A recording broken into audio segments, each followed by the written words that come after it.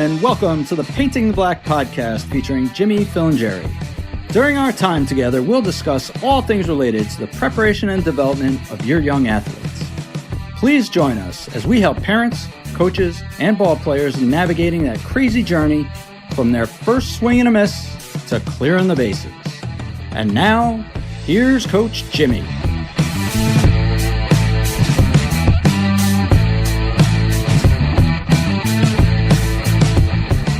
Hey everybody, this is Jimmy, Phil, and Jerry. Boy, we have a lot of things to talk about in the world of youth baseball. We can talk about Little League, we can talk about players, parents, player development, coaches, organizations, high school sports. Along with my co-host, Dave Friedman, and sometimes some guests, we're going to try and make sense of this whole world of youth baseball. So let's get started and see if we can help some people along the way.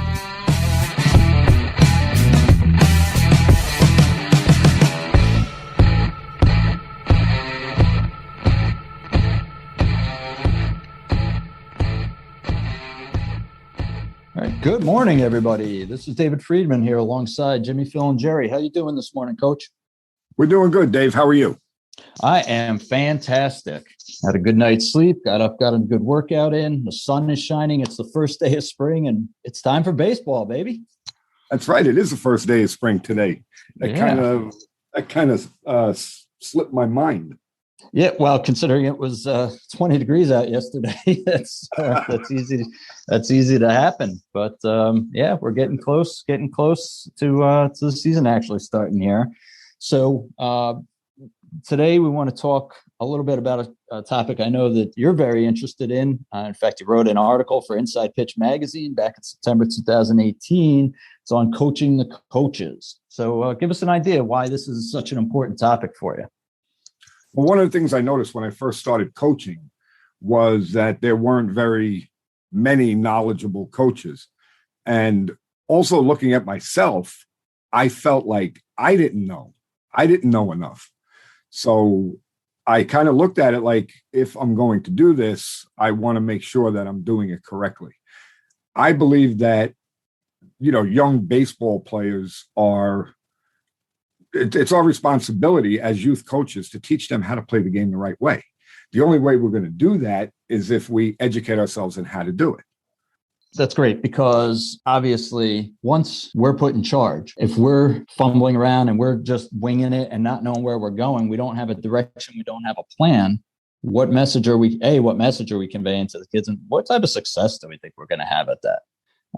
I think what we've seen through the years, generally speaking, when it comes to, especially with the youngest of kids, the youngest kids, we're trying to build that foundation. They need structure and they need to have an absolute plan from the beginning of practice to the end to make sure it keeps their attention and keeps it fun. Exactly. Yep. And one of the things that you and I had talked about, at times is when you go into a practice, it has to be fun. It has to be interesting. So you can't go to practice without a plan. You need to have some kind of plan. And if you don't educate yourself and you don't research how to run a practice, you're going to go out there and not know what you're doing. So, and it's going to be bad for the kids. The kids are just going to be, like you said, standing around, looking at each other, not knowing what to do. So by educating yourself, and it's not only practice, believe me, there's a million things that you need to learn as a baseball coach.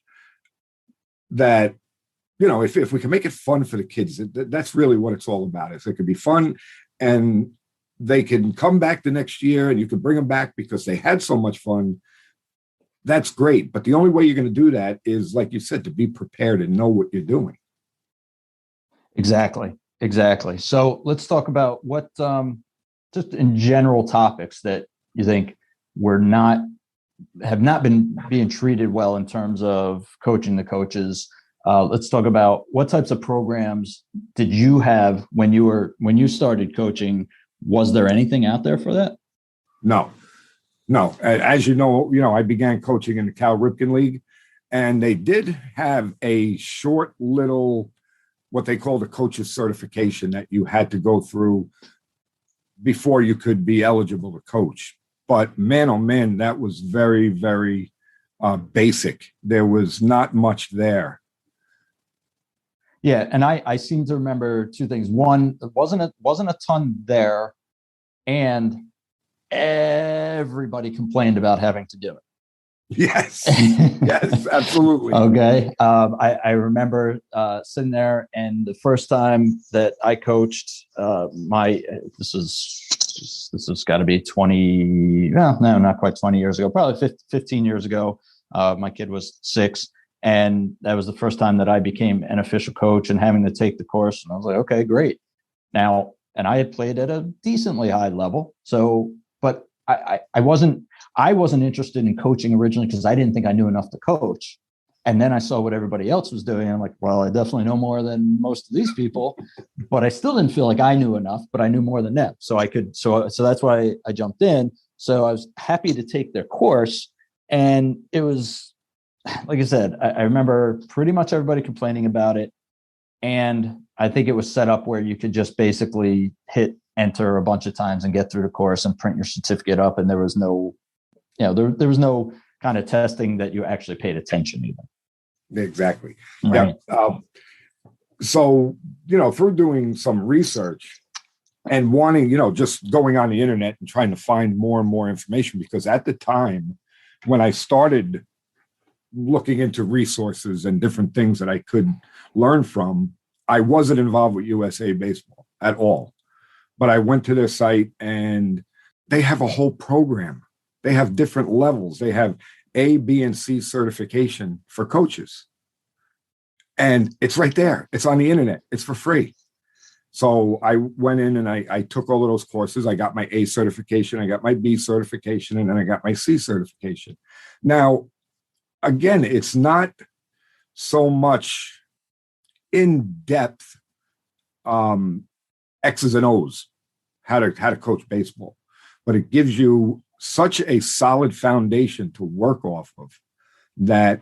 I mean, I don't see why anybody do it, because like you just said, you knew a lot about the game, but you still didn't feel confident enough that you could get out there and have the boys' careers, so to speak, in your hands. Yeah, that was scary to me. Because I took it very seriously. It's something I believe in, is going in. If you're going to do something, do it right. Go in 100%. And how do you do that if you don't know what you're doing?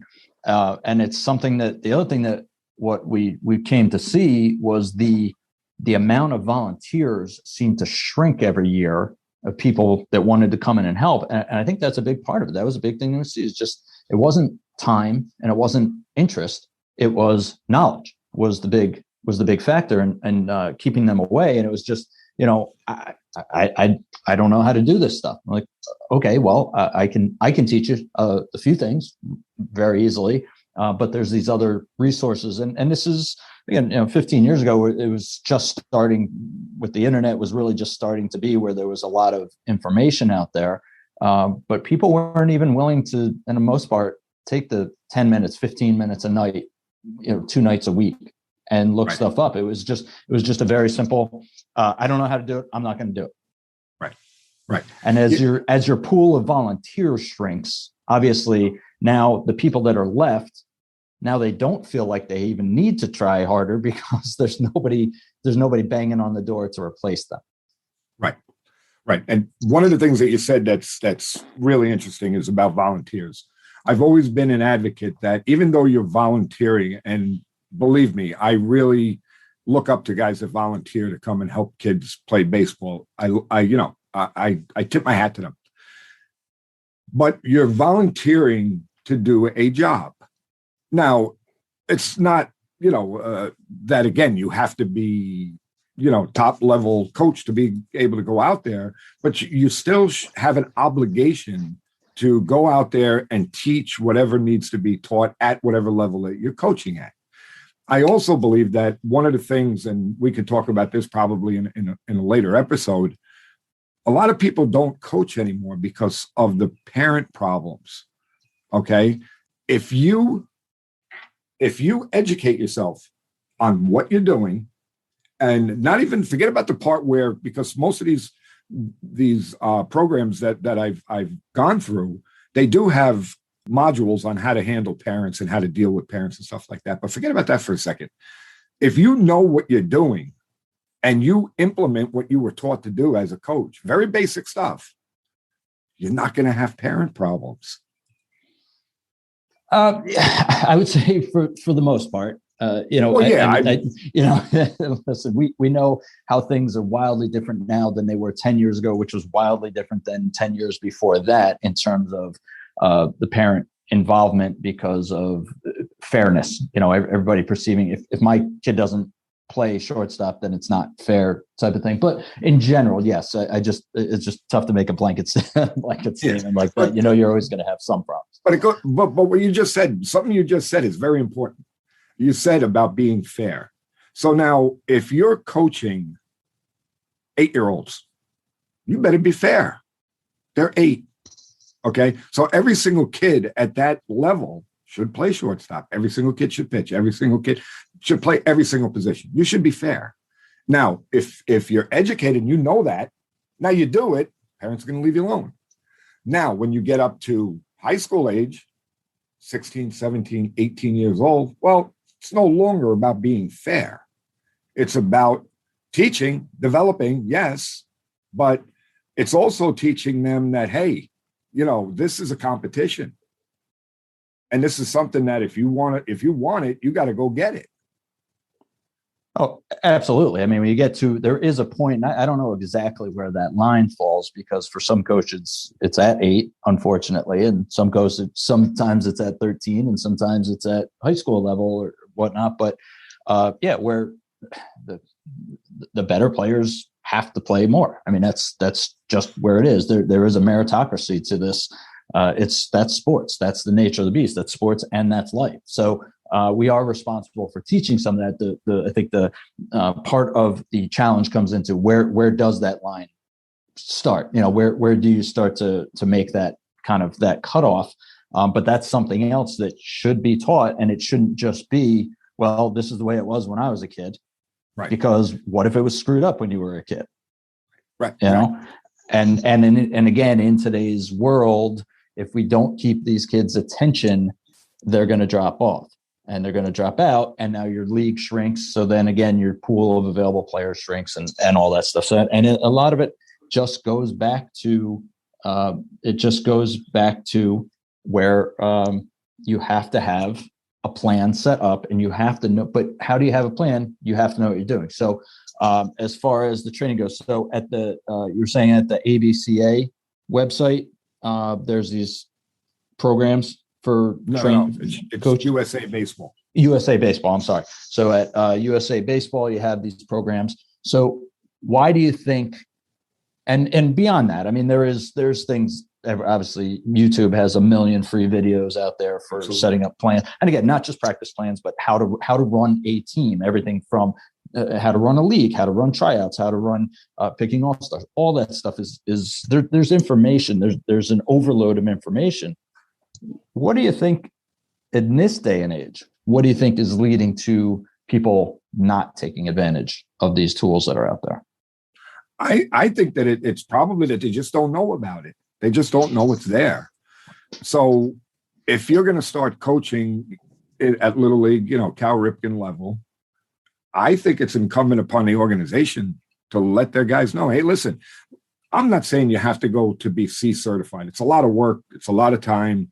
But at the very least, have them do either the A certification or do the pure baseball. Well, I believe every coach should do the pure baseball. And what pure baseball does from USA Baseball is it's a course in, how to handle child abuse and that type of stuff. And it's very important that everybody knows how to handle a kid. You don't want to take a 10-year-old kid and scream at them. It's just not what you do.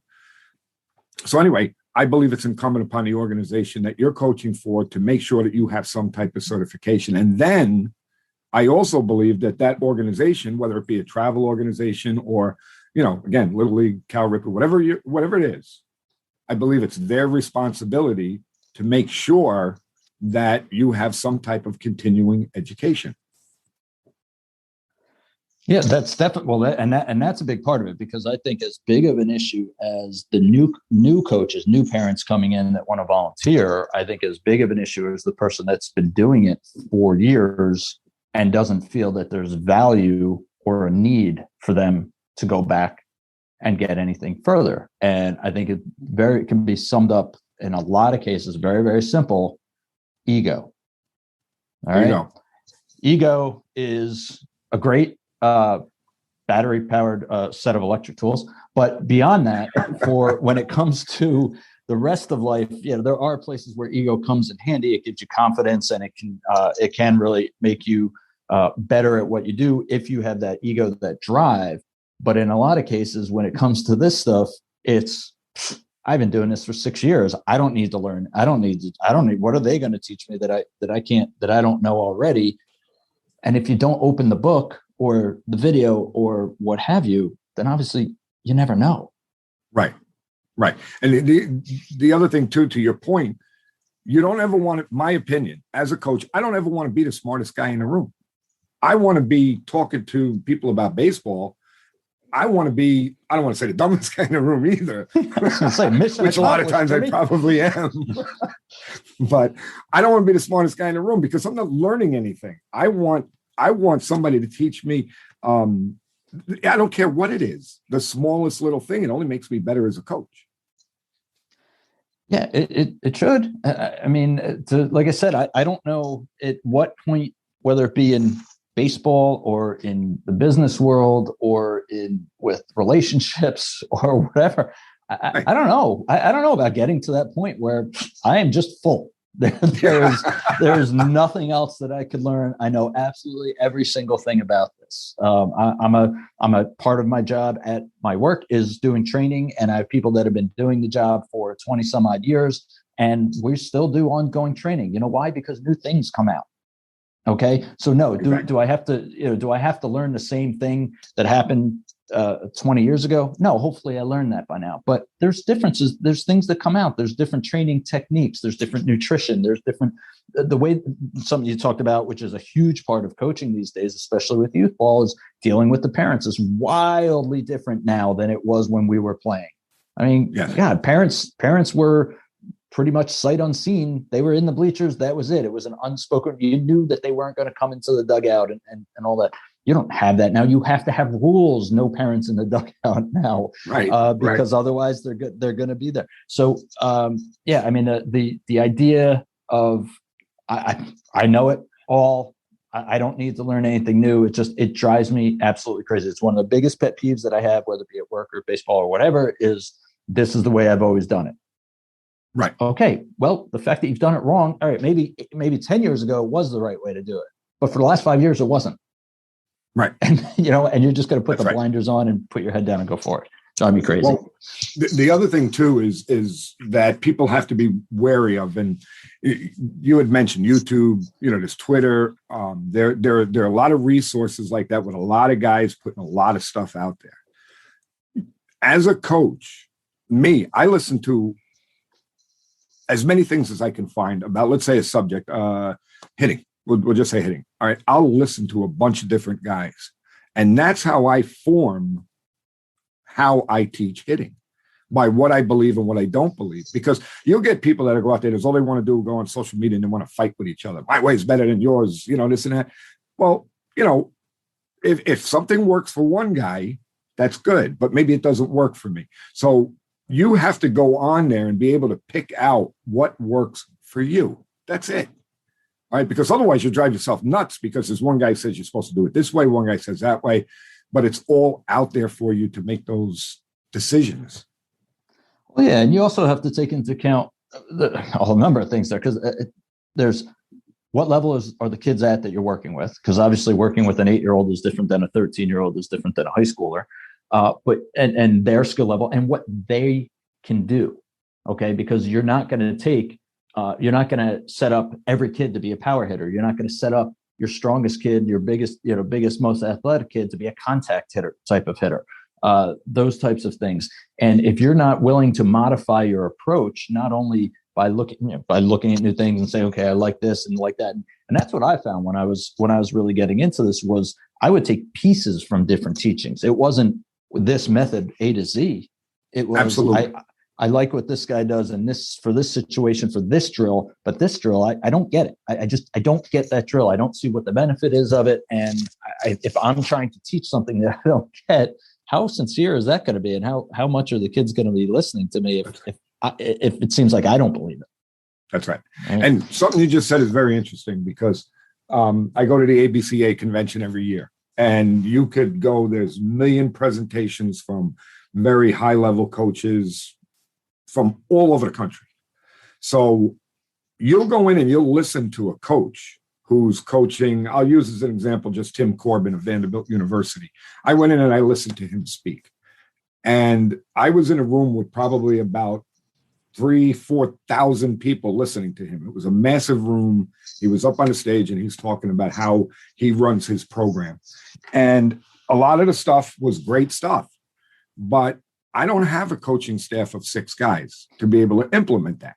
Right. But what I did was I left there with a couple of little pieces that I said, you know what? I can do that. I can do that. I have the resources. I can work that out in my practice plan or whatever. So what you just said was exactly right. You'll see this guy, this guy, this guy. I'll take a little bit from him, a little bit from him. And next thing you know, you have your own philosophy, your own culture, your own way of doing things. Very simple. But if you don't research it, you're nowhere. Right. And that's like I said, I do feel like a lot of that just comes down to being set in your ways, ego, and just not willing to learn. And we're not talking about what you're doing because you're coaching at a higher level, one of the premier coaches at the Cadets Baseball Academy and coaching the JV team that you coach. That's different. You have a different level of instruction that you need to get to be at that level.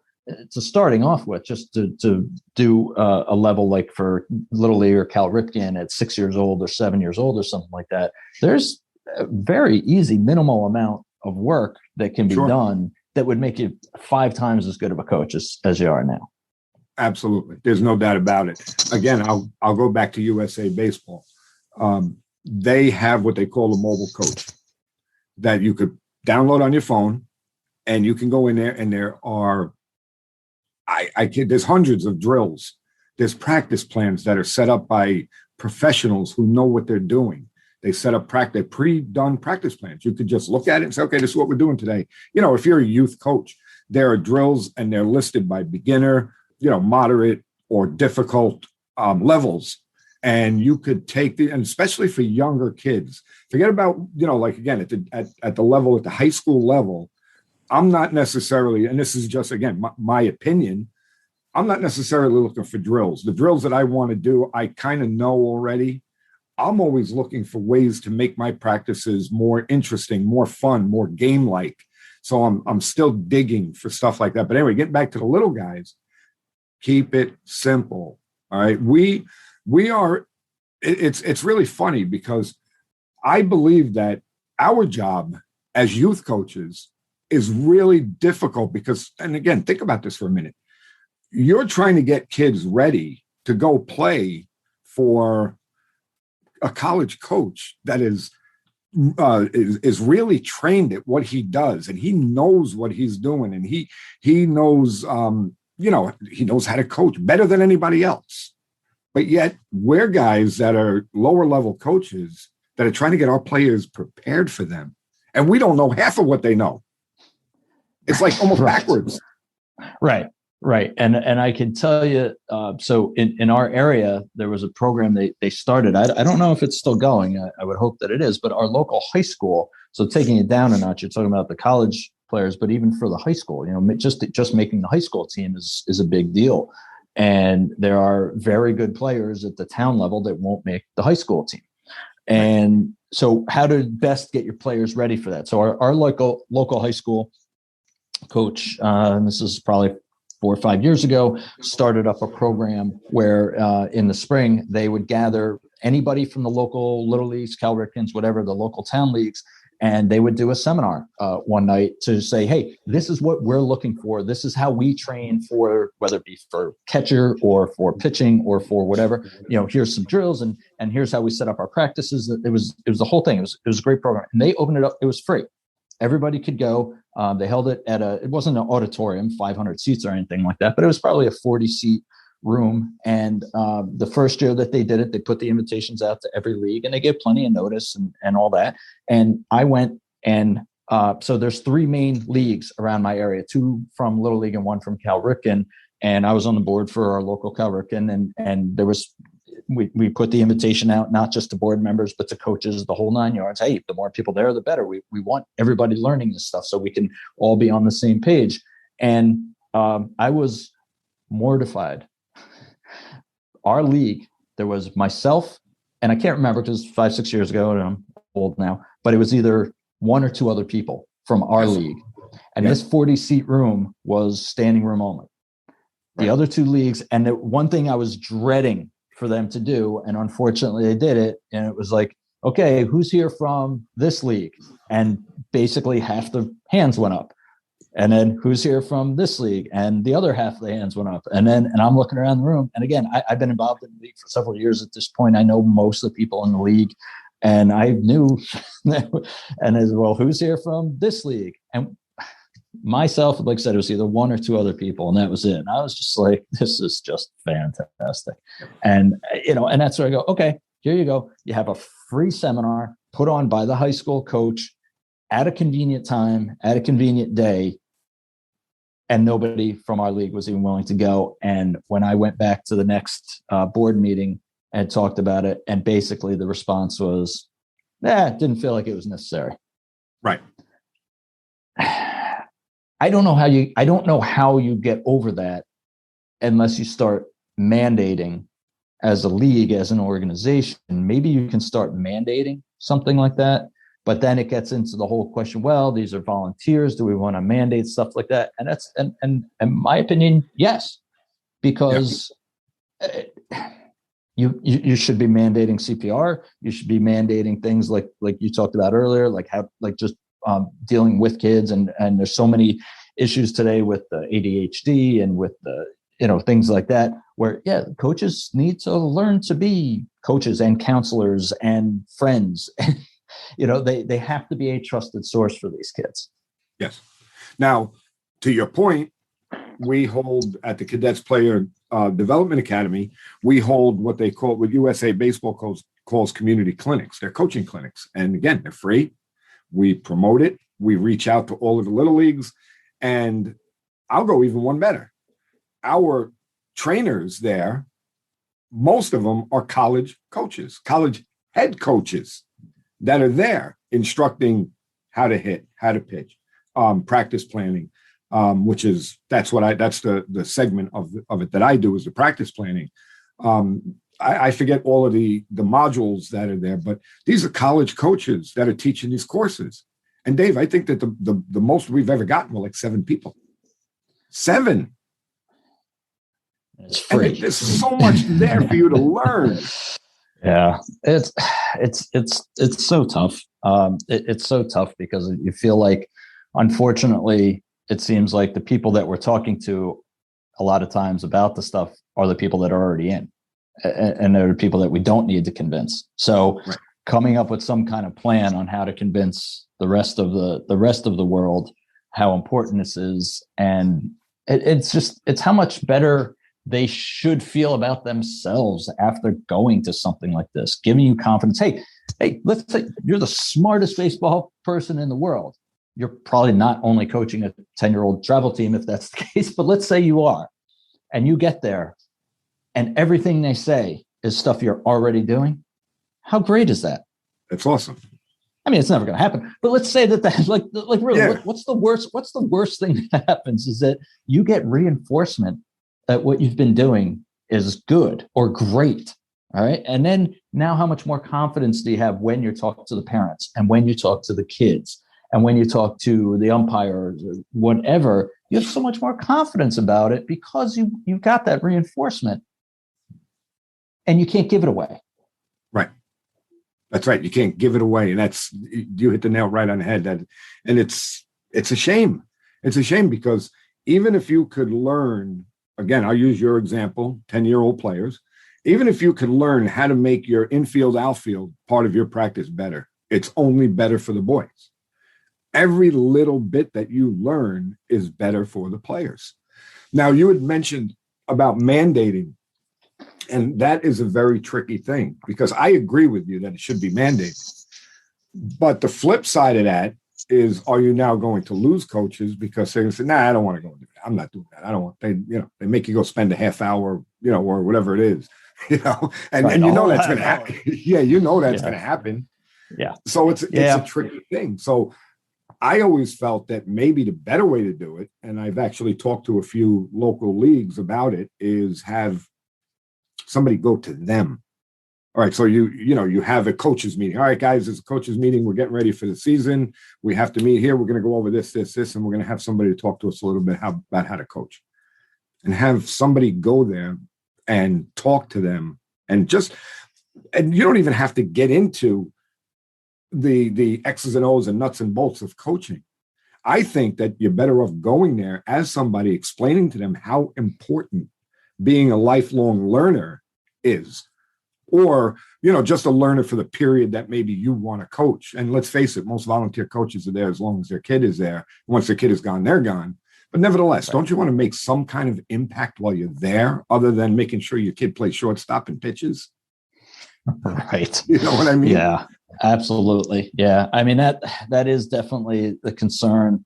And that's a great plan. If it's, if they won't come to you, we'll go out to them. And it takes, that shows how much dedication there is from an organization really at that point. Is if they say, nah, we're not interested, then you go, okay, then, keep doing what you're doing. And as your population keeps shrinking and the number of people coming back year after year keeps shrinking, now don't keep throwing your hands up in the air saying, I don't know why.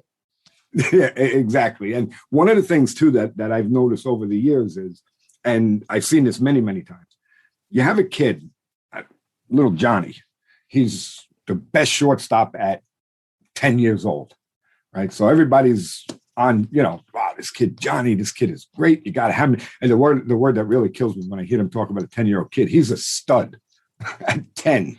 Right. He's going to the Yankees. Yeah. Going to the Yankees. Right. But anyway, so because along the way, most of the coaches, don't educate themselves and don't develop this player. Most of the time with a player like that, it's the mental performance, the mental aspect of the game that kid probably needs most help with. Because here he is, he's 10 years old. Everybody's telling him how great he is. Well, as you start growing and you play at higher and higher and higher levels, it's like a pyramid. The talent gets better and better and better because, let's face it, kids that aren't as skilled may drop off. They may find different interests. Only those really hard-nosed players are going to continue. So what happens is with little Johnny, that everybody's been telling is a quote unquote stud since he was 10 years old, gets up and now he's got competition. And he was never trained how to deal with that adversity. And what does he do? He drops out. He stops playing because he can't handle it because nobody ever taught him. You know what I'm saying? So it's much deeper. You're not fostering a good environment for your best players to develop. Yeah, that's a great part. It's an important part of the game that we haven't really touched on that much, which is getting into the mental aspect of the game, because it's not all about the physical part. It's also about dealing with how to handle some adversity as we go along and overcome that and all that. So, and that's a much deeper topic that I think we'll get into down the road here. So, for today, I just want to. I think this has been a great conversation. There's a lot of good stuff that we've talked about. I want to thank everybody for listening. We hope that you come back to future episodes. We'll do a deep dive on some many other topics. There's tons of different topics that we're going to get into, as you heard in the intro. So make sure you follow, subscribe, rate, and review us where you can. If you want to get in touch with us, whether to give some feedback or suggestions for future episodes, you can, best way is on Twitter. You can get to us at coach_Jimmy_. You can find Jimmy almost every day of the week at the Cadets Baseball Academy in Wappingers Falls, New York. And I'll just leave you with this. The two things in life that we can control at all times, there's only two things. That's our attitude and our effort. Maintain a positive mental attitude, PMA. Give it 100% effort in everything you do. Good things will follow. And now, last words, Coach Jimmy. So thanks, everybody, for listening. And I hope that we're leaving you with a little bit more insight to what it takes to coach youth baseball. One of my favorite sayings comes from President Theodore Roosevelt. People don't care how much you know until they know how much you care. That's a very important thing to live by as a coach. And always remember, keep it fun for the boys and make sure you bring them back the next year.